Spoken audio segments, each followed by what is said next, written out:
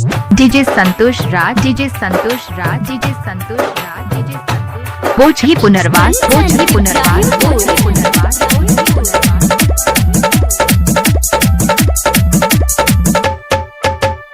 माँ Gayatri recording studio.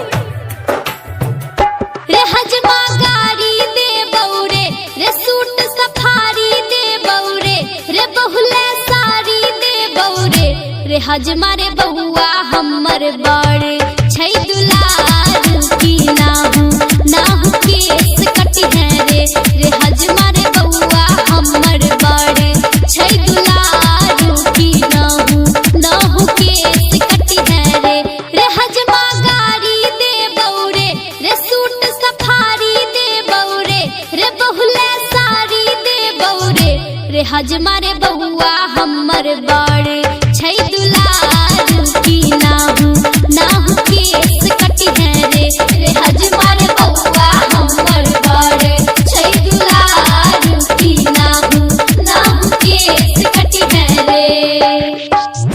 DJ Santosh राज, DJ Santosh राज, DJ Santosh राज। बोझी पुनर्वास, बोझी पुनर्वास, बोझी पुनर्वास, बोझी पुनर्वास।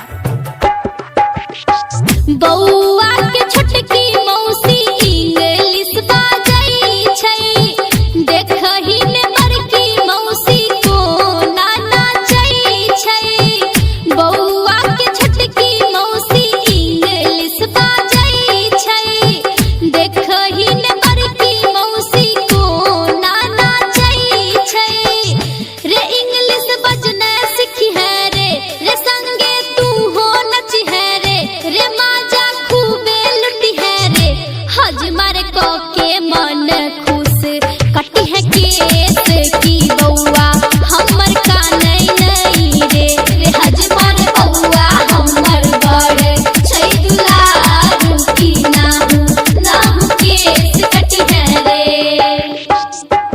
डीजे संतोष राज, डीजे संतोष राज, डीजे संतोष राज, डीजे संतोष। बोझी पुनर्वास, बोझी पुनर्वास, बोझी पुनर्वास। इब्राहिमपुर।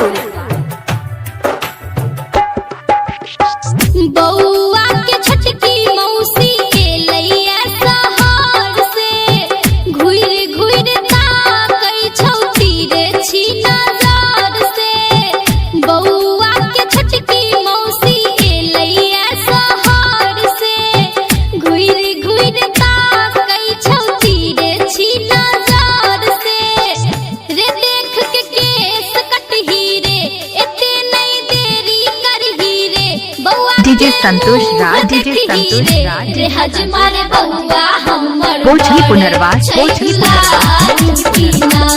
नाहू केस कटी है रे।